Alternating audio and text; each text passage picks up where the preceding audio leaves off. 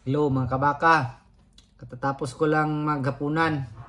So may mga nagtatanong, worth it ba yung trabaho natin dito as a butcher? So worth it guys. Although mahirap, pero worth it yung hirap mo.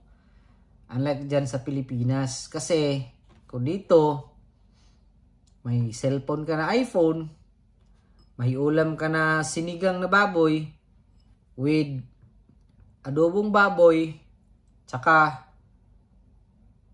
maganda yung buhay mo dito. Nakakapagpadala ka pa sa Pilipinas para sa pamilya mo, masaya sila doon. So talagang worth it yung pagod mo dito sa Australia bilang butcher. Kaya sa mga nagbabalak na maging butcher yan, so talagang pag-igihan at pagsikapan nyo lang mga kabaka. Kasi talagang darating din yan sa inyo mga kabaka. Kasi pag time nyo na, sure ako na ibibigay yan ng Diyos sa inyo. Kasi wala namang talagang imposible sa Panginoon.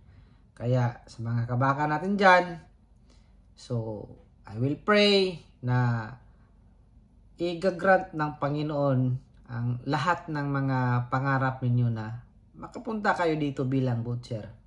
So God bless sa atin mga kabaka.